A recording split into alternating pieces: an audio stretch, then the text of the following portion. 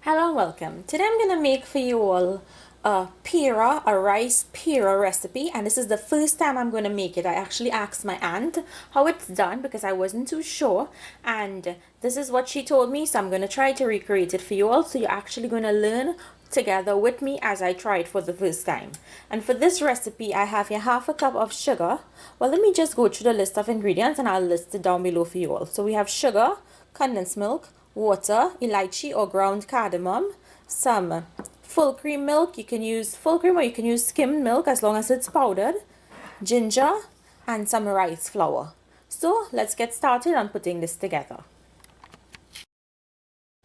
I'm going to start off by adding some water to a pot, and yes, my pot was hot. And to the water I'm going to add my sugar and I'm going to create my pag.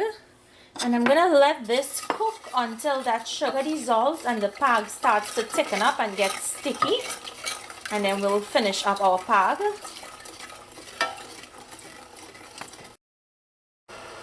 In a non-stick pan or whatever pan you would like to use, I'm using this non-stick because it will be much easier. I'm going to add my rice flour and I'm going to keep this heat on low. And I'm going to patch this rice flour until it's cooked and it's light brown in color.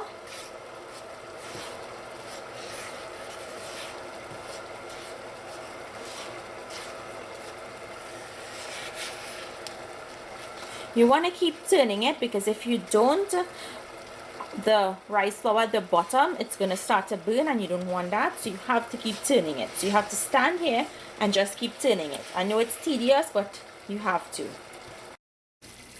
Okay, so I'm just going to put my rice flour aside because my pag is ready, and if you leave your rice flour on the stove, it's going to burn and you're not going to even notice. So to my pag water, which is very sticky because I went ahead and touched it, and once you feel it and it's very sticky, that's what you want.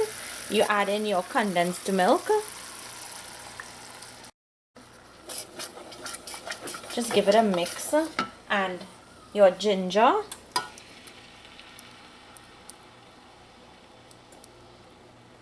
and one thing I didn't mention when I was calling out the ingredients was that you need some ghee. So I just have that here, but I will list it down below for you all. So I'm just going to give this a mix and I'm going to set it aside. I'm not going to leave it on the heat anymore. It will remain on the warm burner, but I'm not going to continue boiling it. So my rice flour has been patching for about 15 minutes now on low, and it's where I need it to be. It's very fragrant and you can tell that it's cooked, and as you can see, it did not burn, and you want to make sure you don't burn your rice flour. So to this I'm going to add in my powdered milk, and I still have my stove on, my ground elychee or cardamom, and I'm going to give this a mix to combine. I'm just going to put in my ghee in my pag. That way it will melt into the pag and it will distribute evenly into the rice flour. Okay, now I'm going to slowly add in my pag water. And I'm just going to add like a quarter and give it a mix. You don't want to add all at once. Okay, it's absorbing it really quickly, and I'm going to add some more.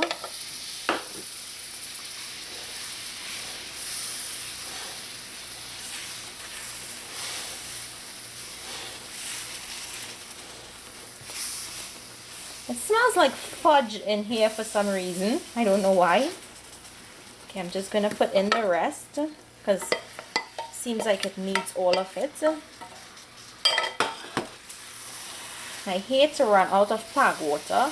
I really do, because it's so time consuming when you have to wait to make it back. So this seems like it should be enough. I just took my stove off just until I get this mixed in. So I'm going to continue to mix this until it has combined with all the other dry flour in here. So I'm just gonna let this cook for like about 2 to 3 minutes in my pan. And as you can see, it has already started to come together, because if you press down on it, you see it's holding together, and that's what you want. Okay, so my rice mixture is ready. I'm going to transfer it onto my tray that I lightly greased with some ghee.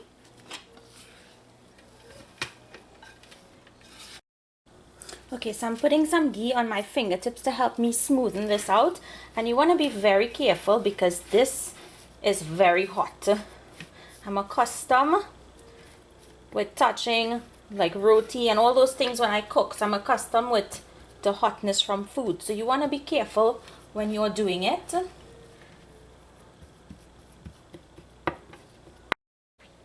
Okay, so once you've smoothened out your peera, this needs to cool, but before I put it to cool, I just want to mark it or score it with my bench scraper. You can use your pizza cutter. Please do not use knives on your bakeware. You're just going to damage it. So all I'm going to do now is leave this to set for a few hours or maybe overnight until it hardens, and then I'll go in back and mark it again and make sure that it's properly marked all the way down, because if you try to mark it halfway and you pull it out, you'll just break up the peera. So I'm going to leave this to set, and then I'll come back and take it out and show you guys what it looks like. So here you have it, my rice peera recipe. I hope you guys try this recipe. It's very easy, it's very simple. To me, it reminds me of fudge, and it's so delicious. To me, I think it's much more delicious than the flour peera, and it was my first time making this. So guess what, you all saw me make something for the first time and it came out perfect. So sometimes when I make things I still have to try back, but today was a good day. So I hope you guys enjoyed today's recipe. Make it, let me know down below if you like it, and if you make it, you can send me photos. Thank you all for watching, and I'll see you all another day with another one of my recipes. Enjoy!